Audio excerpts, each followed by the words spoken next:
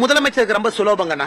ஆளுநர் சொல்வதிலே உண்மை இருக்கு. ஆனா முதலமைச்சர் அதை மறுக்க வேண்டும் என்றால் முதலமைச்சர்கிட்ட சுலபமான விஷயம் என்னன்னா, ரேஞ்ச் ஐஜி எல்லாம் கூப்பிட்டு ஒரு மீட்டிங் நடத்தி தரவுகள் மூலமாக இல்லை என்று சொல்லட்டும். ஏன் ரேஞ்ச் ஐஜி மீட்டிங் ஏன் நடத்த மாட்டாரு? தமிழகத்தில் 2022 ஏற்கனவே நம்ம சொன்னோங்கன்னா, அதான் கடைசியா வந்திருக்கக்கூடிய ரிப்போர்ட், மத்திய அரசுடைய NCRB report, national crime records bureau. தமிழகத்தில் பெண்கள் குழந்தைகளுக்கு எதிரான குற்றம் 8.9% ஒரு ஆண்டுல உயர்ந்திருக்கு. 2021, 22 அப்புறம் இன்னும் ரிப்போர்ட் வரலீங்கன்னா, முதலமைச்சருக்கு தைரியமாக இருந்தால் ரேஞ்ச் ஐஜி எல்லாம் கூப்பிட்டு, டிஐஜி கூப்பிட்டு, எஸ்பியை கூப்பிட்டு மாவட்டத்திற்கு எவ்வளவு கிரைம் நடந்திருக்கு ரிப்போர்ட் எடுத்து வெள்ளை அறிக்கையா கொடுக்கட்டுமே. 2022, 23 உயர்ந்திருக்கா குறைந்திருக்கா? 23, 24 உயர்ந்திருக்கா குறைந்திருக்கா? தமிழகத்தில் பெண்களுக்கு எதிராக, குழந்தைகளுக்கு எதிராக, பட்டியலின சகோதர சகோதரிக்கு எதிரான குற்றங்கள் உயர்ந்திருக்கு. அதனாலதான் முதலமைச்சர் அந்த கூட்டமே போடுறதில்லை. எப்பொழுதுமே ஒரு மாநில அரசு குற்றங்கள் குறைந்திருந்தால் வெள்ளை அறிக்கை கொடுத்து தம்பட்டம் அடிப்பாங்க. தமிழகத்தில் குற்றம் அதிகரிக்கின்ற ஒரே காரணத்தினால்தான் முதலமைச்சர் மூச்சே விடாம இருக்கிறாங்க. அதனால அடுத்த ரிப்போர்ட் வரத்தான போகுது. நேஷனல் கிரைம் ரெக்கார்ட்ஸ் பியூரோ எந்த நேரமும் 2023, 24 அறிக்கை வரும். எங்க தப்பிச்சு போறாங்க? பண்ணக்கூடிய FIR இந்திய அளவில் அனலைஸ் பண்ணி சொல்ல போறாங்க. அதனால் தமிழகத்தில் பெண்களுக்கு, குழந்தைகளுக்கு எதிராக, பட்டியலின சகோதர சகோதரிகளுக்கு எதிரான குற்றங்கள் அதிகமாக இருப்பது உண்மை.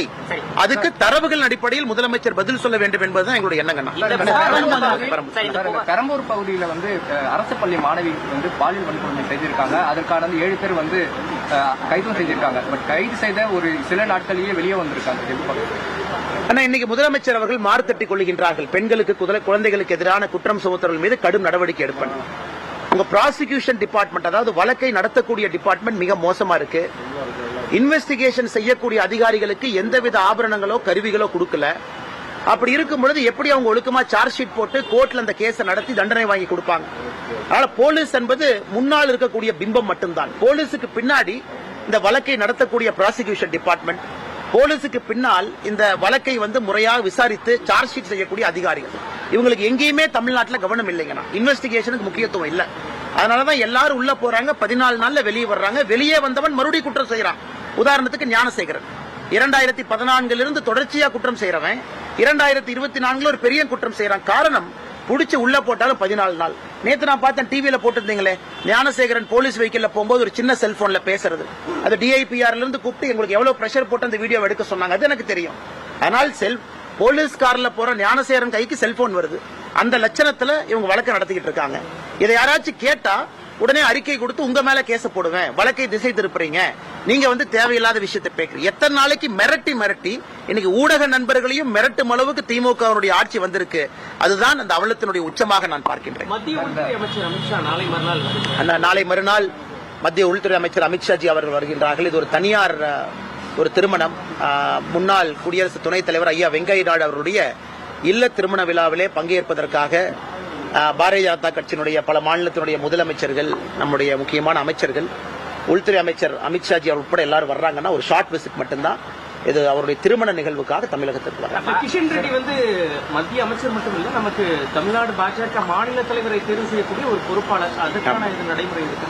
ஆனா இன்னைக்கு தமிழகத்தில் பாரதிய ஜனதா கட்சியினுடைய மாவட்ட தலைவருக்கான தேர்தலை கிட்டத்தட்ட பூர்த்தி செய்து விட்டோம். இன்னும் 3 மாவட்டங்கள் மட்டும் பாக்கி இருக்கு. 2-3 நாள்ல அதற்கும் தலைவர் போட்டுருவோம்.